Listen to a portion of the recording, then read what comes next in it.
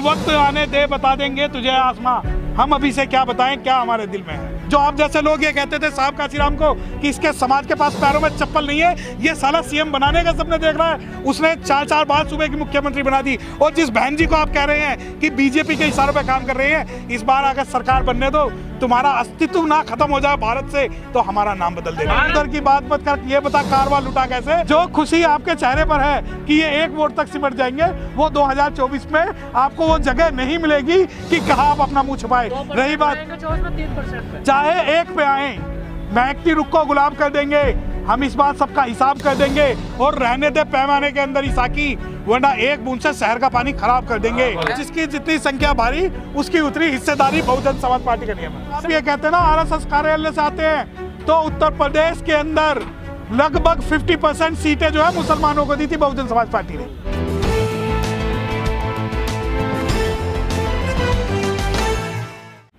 गौतम जी, आज काशीराम जी की जयंती है, आज आप खड़े हैं दलित प्रेरणा केंद्र में, कैसा महसूस कर रहे हैं आज? देखिए, मैं तो उस दिन से प्राउड महसूस कर रहा हूँ जिस दिन से बहन कुमारी मायावती उत्तर प्रदेश की मुख्यमंत्री बनी थी। और मैं प्राउड का विषय इस वजह से भी है कि जिस प्रांगण में मैं खड़ा हूँ, उस प्रांगण को बहुजन समाज पार्टी ने बनाया। और जो प्राउड का विषय इसी वजह से भी है कि जो तस्वीरें सपनों में आती थी और जो इतिहास में खो गई थी, उन सभी इतिहास से सभी नायकों को निकालकर बहुजन समाज पार्टी ने अपनी असली जगह दी है।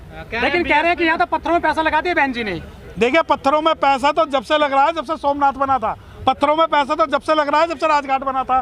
पत्थरों में तो पैसा जब से लग रहा है जब से यहाँ से 5 किलोमीटर दूर अक्षरधाम बना था। तो अगर आपको SC ST OBC के महापुरुषों और महानायकों के मूर्तियों को अगर पत्थरों में पैसा है, तो मैं आपको बता दूं कि वक्त आने दे बता देंगे तुझे आसमां, हम अभी से क्या बताएं क्या हमारे दिल में है। कारवां कितने सर आगे चल रहा है काशीराम जी का? देखिए, जो कारवां है वो चलता रहेगा। देखिए, ये ऐसा नहीं है कि जो कारवां है वो स्मूथ चले।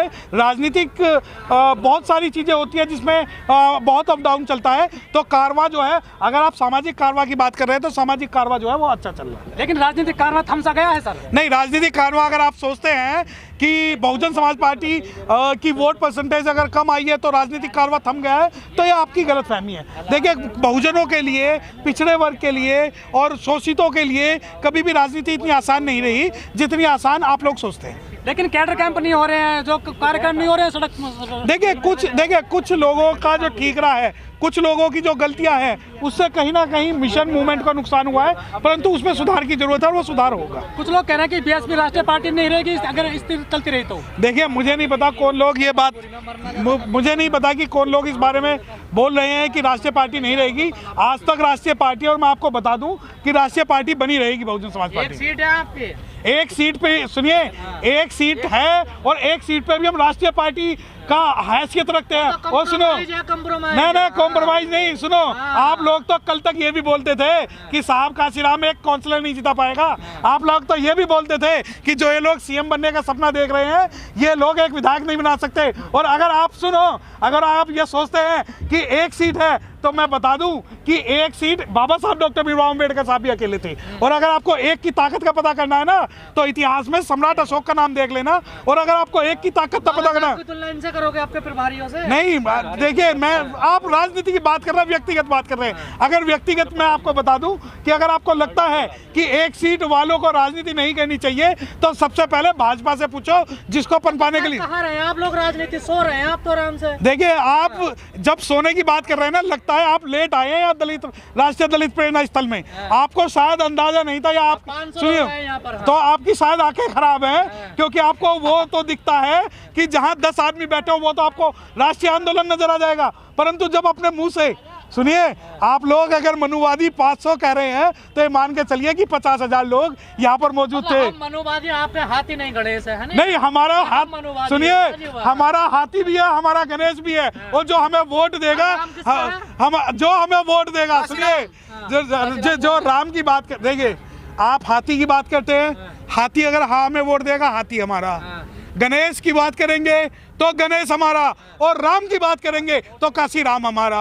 और अगर आप कहोगे कि बाबा कौन, तो बाबा साहब हमारे। तो हम तो वोट लेंगे। और अगर आपको लगता है कि आप हमें राजनीति सिखाएंगे, तो ऐसा है, वो दिन नहीं है जब तुम टोना टोटका करके बहुजन समाज को कह देते थे वो दिन नहीं है जब टोना टोटका करके बहुजन समाज को कह रहे थे कि बाढ़ आ जाएगी अगर तुमने वोट डाल दी। तो बहुजन समाज राजनीति करना जानता है और बहुत अच्छी तरीके से जानता है। वोट डाल तो रहा बीजेपी को, अब क्या दिक्कत है? और बहुत से लोग हैं जो डाल रहे हैं।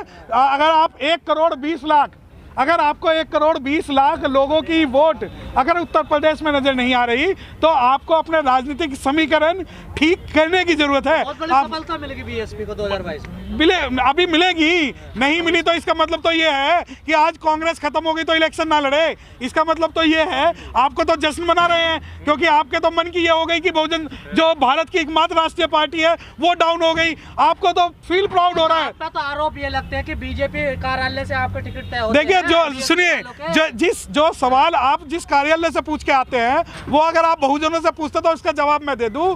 अगर सुनिए, अगर आप ये कहते हैं ना आरएसएस कार्यालय से आते हैं तो उत्तर प्रदेश के अंदर लगभग 50% सीटें जो है मुसलमानों को दी थी बहुजन समाज पार्टी ने, आरएसएस से आई थी। और जो उर्दू फार्मेसी है, जो यूनिवर्सिटी बनाई थी बहुजन समाज पार्टी ने, वो आरएसएस ने बनवाई थी। जो वहाँ रेगुलाइजेशन जो मदरसों का किया था वो आरएसएस ने किया था। और जो प्रमोशन का बिल था, जो आपके हुक्मरान जिनका आप समर्थन करते हैं ने जब पार्लियामेंट में फाड़ा था, उसका विरोध किसने किया था?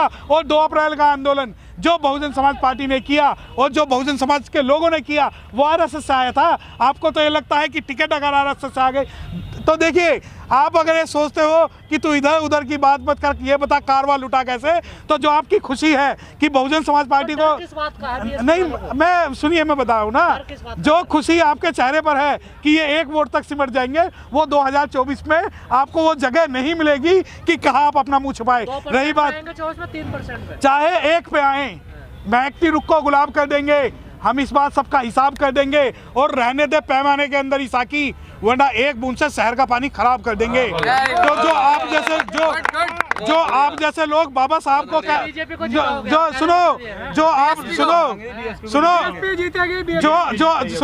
जो आप जैसे लोग ये कहते थे ना ये अंबेडकर क्या संविधान बनाएगा, उसने पूरी संविधान सभा का मुंह बंद कर दिया 2 साल 18 महीने 11 दिन में। जो आप जैसे लोग ये कहते थे साहब काशीराम को कि इसके समाज के पास पैरों में चप्पल नहीं है, ये साला सीएम बनाने का सपने देख रहा है, उसने 4 बार सूबे की मुख्यमंत्री बना दी। और जिस बहन जी को आप कह रहे हैं कि बीजेपी के इशारों पे काम कर रहे हैं, इस बार अगर सरकार बनने दो, तुम्हारा अस्तित्व ना खत्म हो जाए भारत से, तो हमारा नाम बदल देना। भारत से अस्तित्व खत्म होने का क्या मतलब है? भारत से अस्तित्व, जो इन जैसी आइडियोलॉजी वाले लोग हैं जिन्हें खुशी होती है कि बसपा हार रही है तो हम Rome was burning, Nero was dancing, तो ये सोचते हैं कि तो हराते हैं आप, खुशी हमें हो है। नहीं, आपको तुम मारते हो खुशी हमें हो, देखो तुम काटते हो खुशी हमें हो है, टिकट तुम बेचते हो खुशी हमें हो है। क्या देखो, बहुत बढ़िया, इस बात का मैं समर्थन इस बारे में कर रहा हूँ कि आपके जो अंदर की आग थी वो निकल के आ गई कि माल तुम खाते हो। अब आदत डाल लो बहुजन समाज के माल खाने की, वो दिन नहीं है जो भूखे पेट मर जाएगा। आदत डाल लो फॉर्च्यूनर में देखने की, आदत डाल लो उन्हें महलों में देखने की। और जो आप सोचते हो ये जो अत्याचार हो रहे हैं कौन देखे? क्यों अत्याचार दे आप सुनो तो कहाँ उत्तर प्रदेश में आप जब 4 बार बहन जी उत्तर प्रदेश की मुख्यमंत्री थी तब कितने अत्याचार हुए थे? आप जैसे ही लोग थे जो अखिलेश की सरकार बनवाने के लिए चंदू के साथ मिलकर बहन जी का जो विरोध कर रहे थे। और आप लोग सोचते हो कि मलाई, सुनो अभी तो ली अंगड़ाई है, आगे और लड़ाई है। और सुनिए, बीजेपी से आप नहीं आपका प्यादा, आपका जो प्यादा है जिसे आप राजा बना रहे हो और जिसे आप कहते हो आपस में लड़ोगे, अबे हमारी लड़ाई नहीं है उससे। हमने क्या कहा? के 5 बड़े पद बताइए किन किन पर हैं? मैं इस बारे में नहीं बात करूंगा आपसे। इस बारे में नहीं क्यों? हाँ, नहीं, किसके दिलवाए? कोषाध्यक्ष कौन है?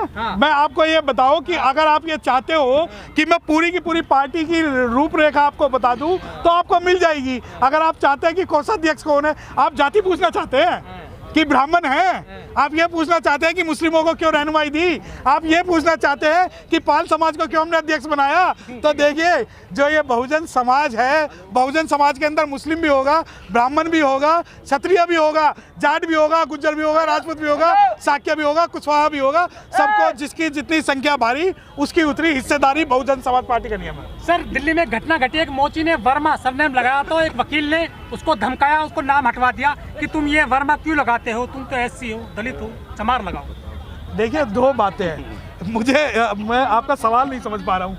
आप लीगल सवाल मुझसे पूछ रहे हैं या ऐसा दिल्ली में हो रहा है ये पूछ रहे हैं? दिल्ली में हो रहा सर, वो वकील है जो आरोपी है। देखिए आरोपी वकील है, आप सबसे पहले जो दिल्ली की सरकार है, जिसकी आप लोग सोचते हैं कि वो अनुसूचित जाति की रहनुमाई करती है, दिल्ली के जो समाज कल्याण विभाग के मंत्री हैं, दिल्ली के अंदर जो राजनीतिक लोग हैं, आप उनसे इस बारे में अगर सवाल करें तो ज़्यादा अच्छा होगा। आप भी सर वकील है ना, पैरवी करते हैं आप भी एक समाज की।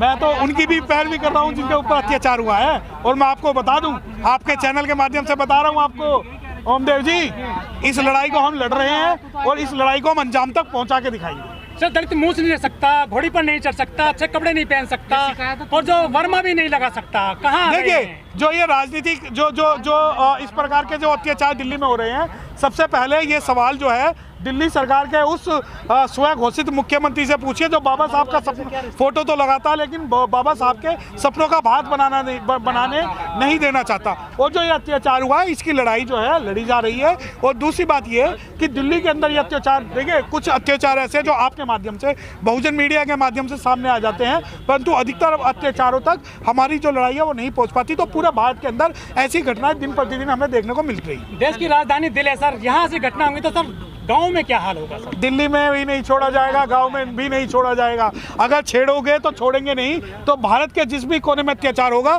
उस कोने में हम जाकर लड़ाई लड़ेंगे। इस वीडियो में कही गई सभी बातें वक्ता की अपनी राय है, जिसकी पुष्टि हम या हमारा चैनल नेशन टाइम नहीं करता।